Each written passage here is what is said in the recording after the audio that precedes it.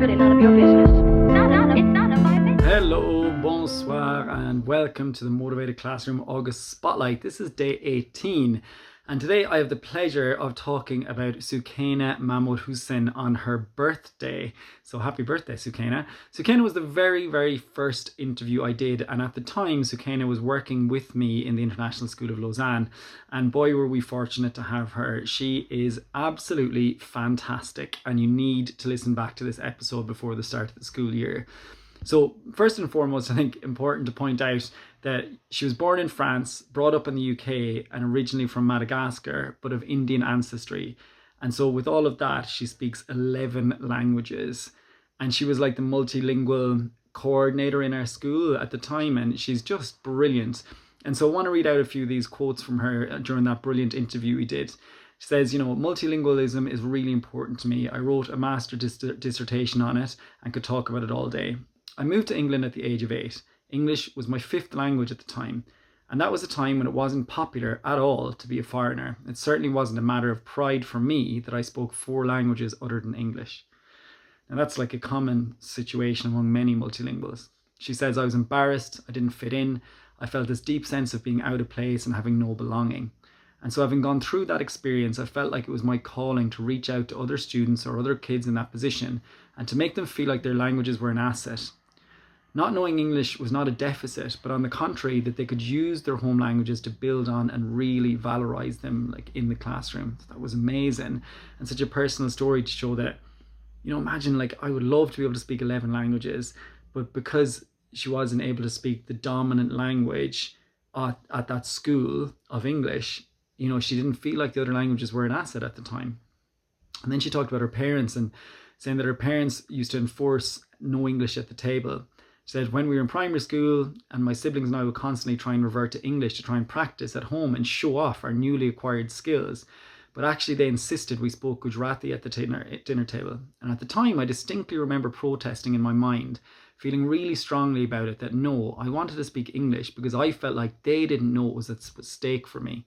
They didn't know what it felt like to be the loser who didn't speak English.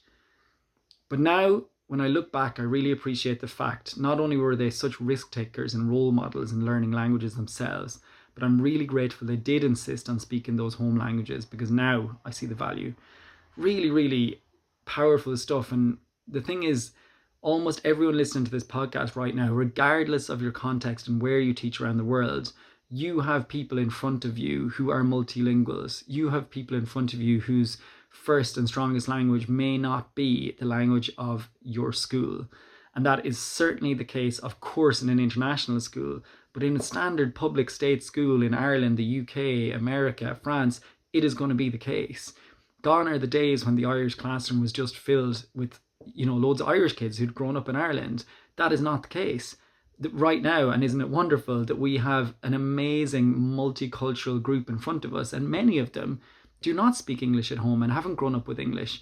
So making sure that we value those multilinguals in our class, it brings them in and gives them a sense of belonging, and it shows that you can leverage that.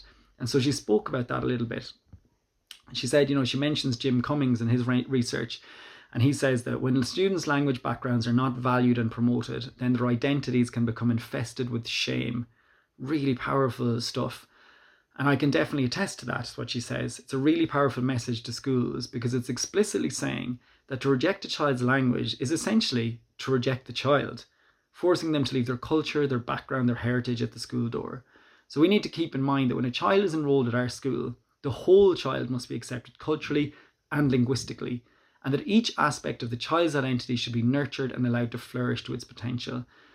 I couldn't agree more, Soukeina. I really couldn't. It is such an incredible skill and amazing trait and characteristic that kids are multilingual in our classrooms, and we need to leverage that and show how much we value that. And yeah, some of you are thinking that, but if I do the translanguaging stuff and we let them converse in Polish or in Gujarati, they could be saying anything and it'll take away from the input. Yeah, but it's that, remember we talked about that motivation acquisition balance. At that moment, they're processing the input in the output that's most comfortable to them. And you're just allowing them 30 seconds, 40 seconds to converse with someone in their home language and talk about how much they understood and link it and hook it to that language in their head. And now they can continue to learn. So, we're not talking about doing it all the class. We're talking about little pockets of it and allowing the students the contact with that home language, and that the motivation you will get from that and the fact that they'll see themselves as multilingual linguists completely outweighs those 30 seconds of input that you may give them at that time. And Soukeina shared this really, really easy thing that I put into place when she said this. This was way back in 2020.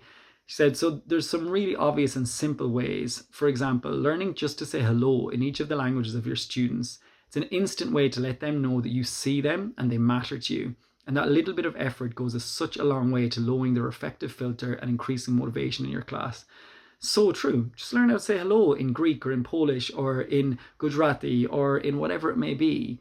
And they will feel valued and they will bring themselves to the room and listen more intently to everything you are saying. It's so simple, so easy, and you can greet them at the door with that.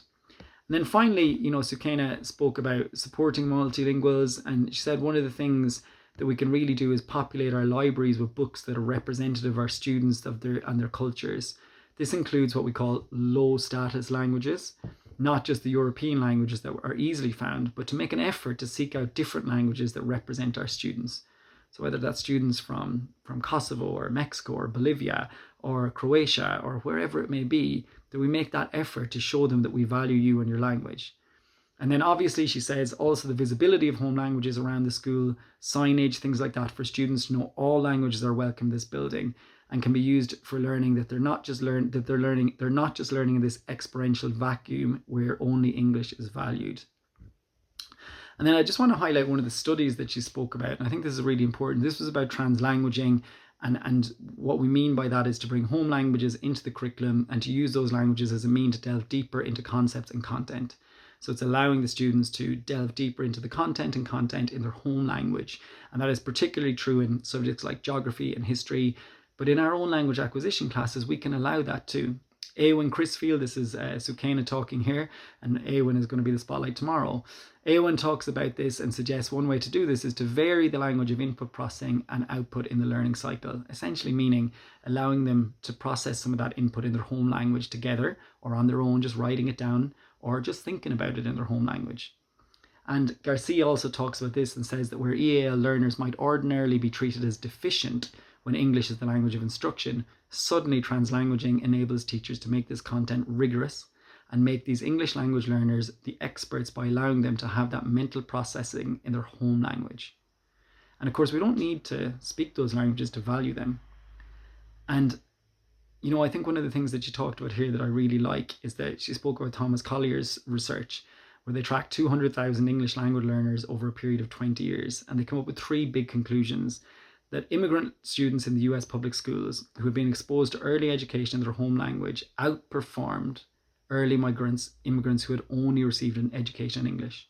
So essentially saying that schooling in the home language has a much more significant effect on their achievement than their economic status.